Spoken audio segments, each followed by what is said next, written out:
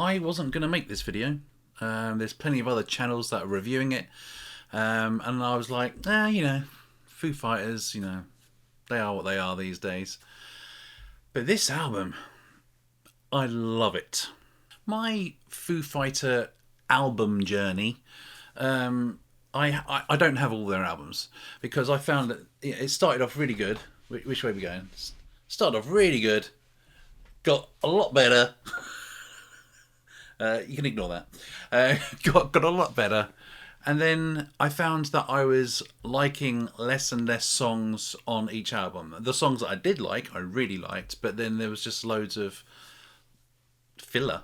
I'm sure Dave Grohl doesn't see them as filler, but I just never listened to these particular songs. And then something happened and they started getting good again. And so I ended up buying this bad boy. And on this album, Bridge Burning, brilliant. Rope, brilliant. White Limo, awesome. I really do like it when Dave Grohl just goes crazy thrash metal type thing. Oh, love it. So White Limo. These days, Back and Forth, I Should Have Known, and Walk. That was enough for me to buy this album. That was called Wasting Light, by the way. Then came Concrete and Gold. And again, the songs on the albums, the songs I liked outweighed the songs I didn't like. On this album's really, really good. If you're a Beatles fan, I know I'm a Beatles channel mainly, listen up. So you had T-Shirt, Run, one of the best Foo Fighters songs they've released in years. Make It Right's good. The Sky is the Neighbourhood, is a neighbourhood. La-di-da, Dirty Water, Arrows, and if you're a Beatles fan, Happy Ever After, brackets, 0 Hour, close brackets. That song is so Beatley, Paul McCartney Beatley, it's really great. Talking of Paul McCartney, he's on a song on this album called Sunday Rain, sung by Taylor Hawkins. Sunday Rain, not one of my favourite songs, but this is a great album. And then I made a couple of almost mistakes. So off the back of those two albums, I bought Medicine at Midnight. And again, there's less songs I think are really great. Making a Fire, Shame's good. Waiting on a War's good. I can't remember Medicine at Midnight. And No Son of Mine. They were all good. But the rest of the album I was kind of like, But I still bought it and I was quite pleased with the purchase. Then came the Foo Fighters movie. The Foo Fighters were on a bloody high at this point. They were just the band, the greatest rock band currently in the world, selling out stadiums. They did a movie. It was filmed as a cult movie. It's definitely a cult movie. And then this was released off the back of it. It's Dream Widow, and it is thrash metal. I don't know if that's the right expression. So good. I love every single song on this album. I think they're all brilliant. But not for everyone, and definitely not for Foo Fighters fan. It's kind of like two types of Foo Fighters fan. You have the ones that There Goes My Hero, and likes every song that sort of, in that ilk. And then there's those that like the more rocky, hard tunes. And then I guess there's a third that doesn't mind both of them. This will appear to the ones that like the rock tunes. Maybe not even them, actually. And then whilst they were riding this high, unfortunately Taylor Hawkins died. Shock to everybody. So, not going to lie, the next album I just pre-ordered because I thought I'd be very interested to see what he can produce. Now Taylor's gone. How upset is he? Also, his mum died the same year, I believe, and so I was interested to see how Dave was doing. And I regret buying this album. It's not very good at all.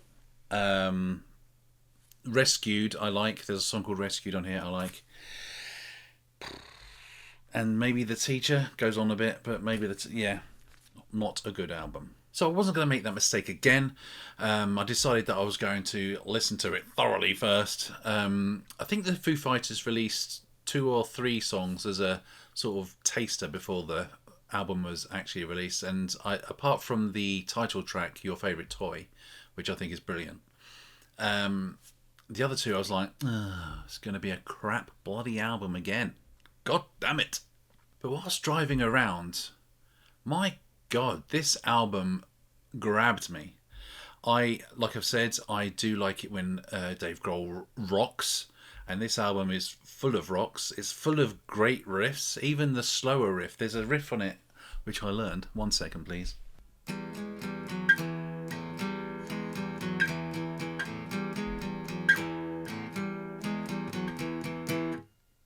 That simple little riff was in my head for most of the day.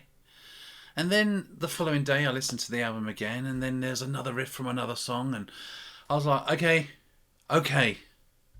I'll buy it. I haven't opened it yet. I thought that we'd do that together. But wow. So I'm not gonna review each song. Someone had to go at me that you didn't say anything about what the song's about. I'm not that kind of channel. There's plenty of channels that will do that. I'll just tell you what I like, what I don't like, and you'll be happy with it.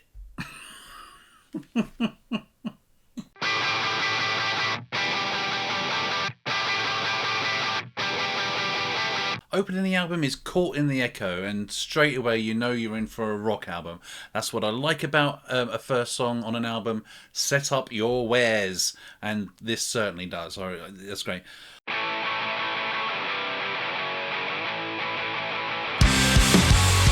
Of all people, it's about someone that... what's it about? This is why I don't tell you what it's about. You should listen to it. Just take my word for it. It's good.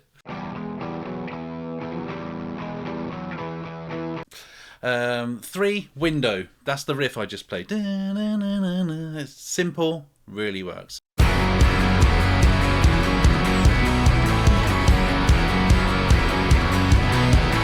Number 4 is Your Favourite Toy. It is brilliant. There's a bit in that. I just love it when the guitar goes.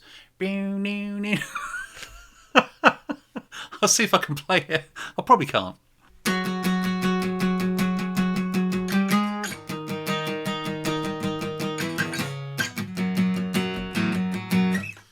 Can't play it.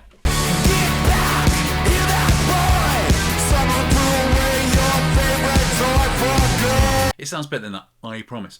That is followed by a great song called If You Only Knew, and there's a little riff. I'm not going to go on the guitar anymore. It goes diddle diddle diddle diddle.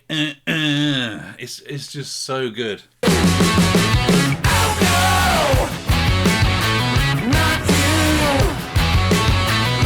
And then track 6 is Spit Shine. They currently have a video of Spit Shine out. Zombies are attacking the crowd. It is brilliant. Spit Shine, again, right rocker. Sort of more in the not as thrashy as White Limo, but well, in the video they've got a huge mural of Lemmy on the wall in the background. So maybe, think Lemmy, Spit Shine.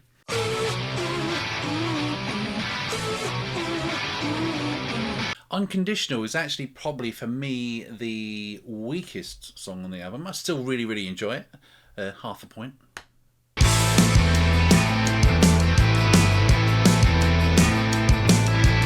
And then comes Child Actor, track 8. And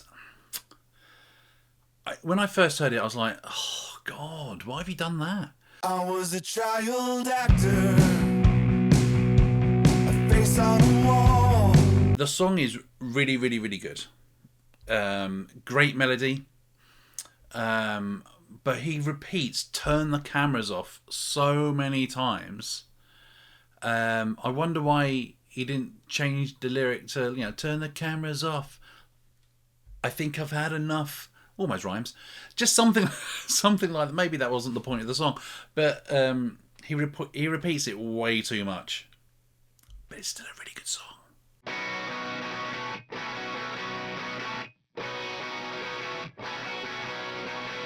That's followed by Amen.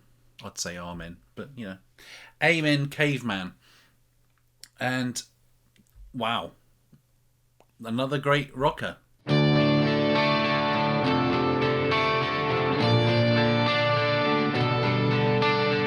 then you come to track 10, Asking for a Friend. So good. Pulls you in lots of different directions. It's the longest track on the album at around 4 minutes 30, I believe. And it could have been, do you know what? It could have been a little bit longer, because at the end they start really like thrashing and it doesn't go on long enough. It's brilliant. The whole album, by the way, is like half hour long, just over half an hour. It's brilliant. Anyway, let's get this open. As you know, I'm a colour vinyl whore. That's trademarked if you're watching Beatley Tone. I am a colour vinyl whore. And you can get this in red, and it comes with, I think it's like an orange Obi strip. Why are we getting Obi strips now? I mean, I never really understood the point of them in the first place.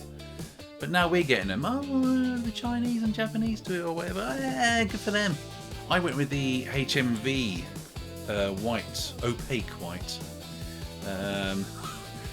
exclusive. I'm glad they're saying exclusive rather than limited edition, because I bloody hate it when limited edition's used. It just grinds my gears. Aye, aye, aye. So that's the front cover, minus the Obi strip. Obviously when I...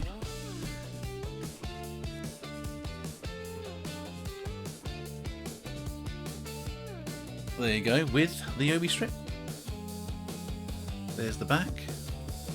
Please do feel free to pause if you want to have a look at what the hell's going on. I do like it when this happens. I'll show you, hang on. The inside is red. Oh, I think there's stuff going on in there as well. Hang on, where's the... There you go. Yeah. See, it's stuff like that. They don't need to do this. But that shows me a well-crafted LP right there.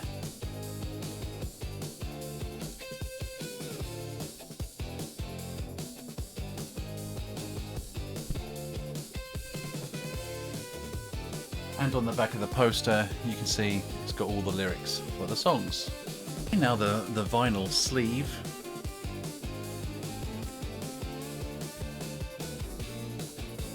And the same thing, can you see? Same thing again. Artwork inside. Nice. Considering vinyl is so expensive these days because they're bloody taking advantage. Yes, they are. It's good that you see stuff like this.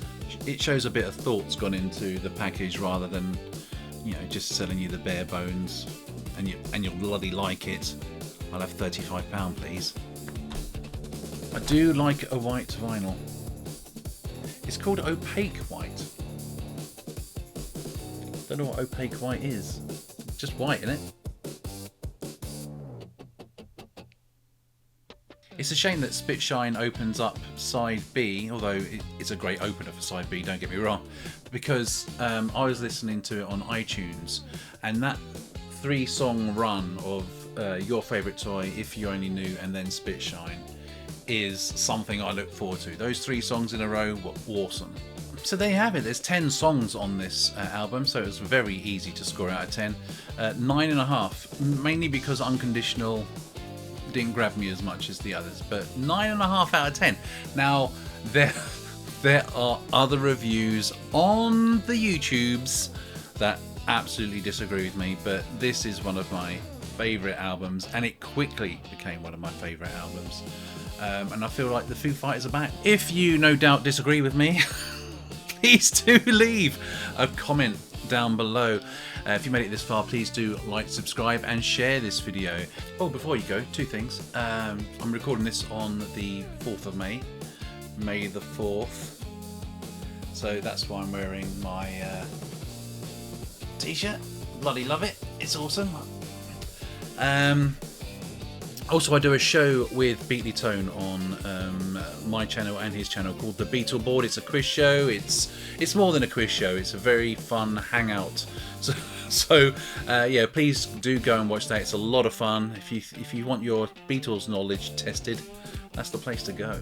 Thank you for watching. You can go about your business. Do what you got to. Let's see if I can bloody learn that song, because it was awful.